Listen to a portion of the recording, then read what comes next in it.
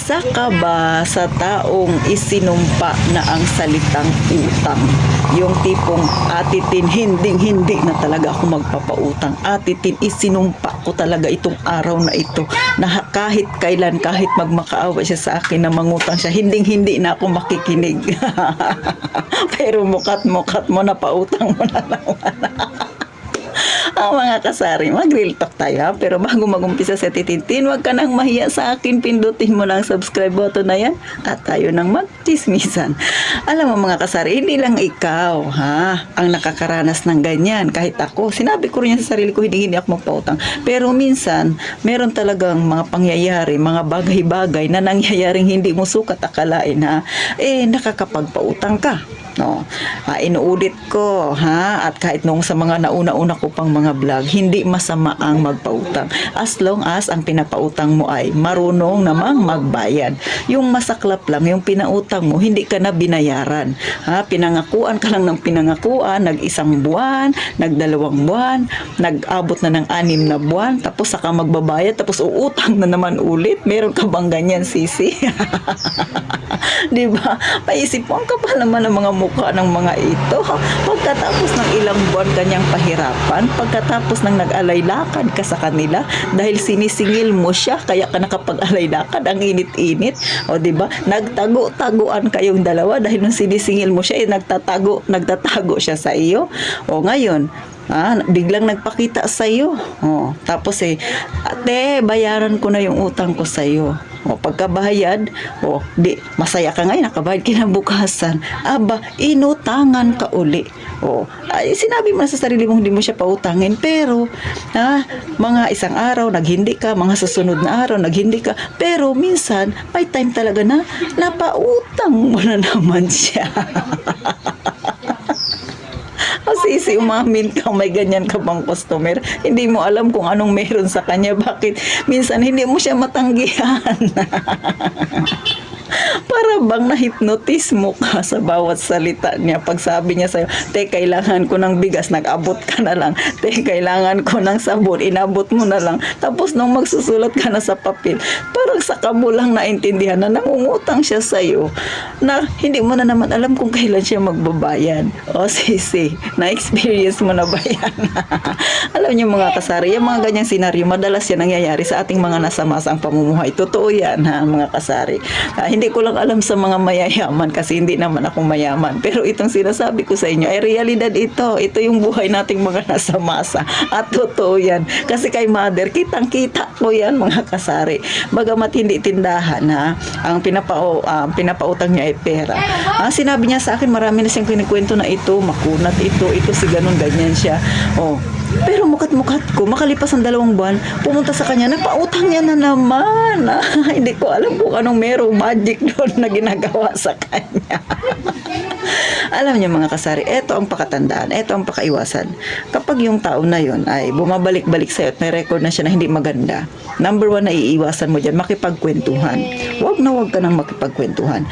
Pwede namang makipagkwentuhan, pero kapag nararamdaman mo na tungkol na naman sa pera, tungkol na naman sa buhay niya, na nag-uumpisa naman siyang magdrama, abay umalisto ka na. Umalis ka na dyan. Bakit? Kasunod niyan, pagkatapos niyang maisalaysay sa'yo ang buhay at mga pangyayari sa kanya na talaga namang nakakahabag, sunod niyan, pautang ako, babayaran ko lang bukas.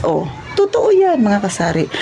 Nakita ko yan kay mother, kaya nga itong ating pinag-usapan ay natatawa ako kasi realidad talaga ito ha. Yung kahit anong sabihin mo sa kanya na hindi mo na siya pautangin, pero balik pa rin siya ng balik. Yes, totoo, may mga ganyang tao. Para bang kahit ipagtabuyan mo na siya, may time pa rin na babalik sa'yo. Hindi ko alam kung bakit hindi sila nahihiya. Kahit ilang bisis mo na silang tinanggihan. Kaya mga sisi, kapag kayo ay naka-encounter ng ganyang klaseng tao, aba, umiwas na kayo. Pag nasa tindahan ninyong tumambay at nakikita nyo, aba, gumawa ka na ng paraan para makaalis ka sa kanyang harapan mga kasari. Kasi usually kaya tayo naawa minsan sa isang tao kasi yung nagsasabi siya ng buhay niya, yung pinaparamdam niya sa'yo yung hirap niya, ikaw naman itong awang-awa ka kasi ikaw ay may pusong mamon.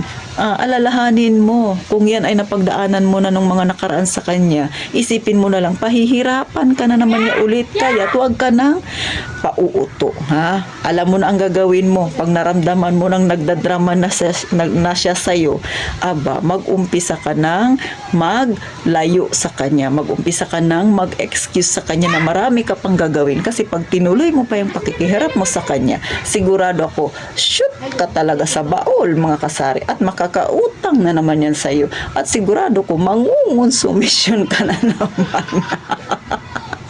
Bakit? Magtatago-taguan na naman kayo kapag siningil mo siya. So, ayan mga kasari, ha? Hindi ko alam kung nangyayari yan sa inyo, na-experience nyo na yung mga ganyang bagay, pero ako hindi ko pa yan subukan. Pero may mga na-encounter na ako na ganyan, na may utang sa akin tapos nangutang. Pero ang mahalaga lang, hindi kasi ako nagpapautang sabi ko nga wala akong pautang. Pero nadadali ako doon sa salitang, te, babayaran ko lang mamaya. So, pautangin mo ako. So, ang inuutang naman ay hindi naman umaabot ng 100. Pero sa atin na may maliit na tindahan, malaki na po ang 50, ang 20, o ang 80, o ang 100 na uutangin sa atin tapos hindi mababayaran. Kasi nga, magkano lang ang ating tinutubo sa ating mga paninda. Tapos mauutangan ka ng 100. So, ang nangyari niyan, nadali na ang iyong kita ng araw na yun kasi 100 ay magkano lang naman, katulad sa akin may maliit akong tindahan, so hindi pa ganun kalaki talaga ang benta natin. So yung nautang sa atin, imbis nakita na natin yun, ay napautang pa natin sa mga taong pasaway. Pero syempre mga kasari, hindi ko naman sinabi na lagi kayong maging matigas o matigas ang puso ninyo. May mga pagkakataon lang kasi syempre alam na natin yung mga ganyang klaseng tao na hindi na natin dapat pagkatiwalaan, kaya lagi tayong mag-iingat kasi yung ating tindahan ay hindi rin naman natin yan inutang. Pero ang masaklap kung yung pinangpuhunan mo dyan ay inutang mo, tapos ikaw ay inutangan, tapos hindi ka binayaran. So yun ang pinakamasaklap kasi nga syempre mayroon kang binabayaran. So mga kasari, yan ay real talk lang. Sana kahit paano ay nakakuha kayo ng kaunting idea sa mga dapat ninyong gawin sa mga ganyan nating customer na minsan talaga hindi maiiwasan yung ganyang ugali, pero lagi kayong mag-iingat, lalo na ang negosyo natin ay napakahalaga niyan sa atin mga kasari. So hanggang dito na lang ang naging katatawanan, at pero real talk yan nangyayari talaga. At sana ay huwag ninyong maranasan yung ganyang klaseng mga customer, at gaya nga ng palagi kong sinasabi, mag-iingat tayong lahat palagi mga kasari.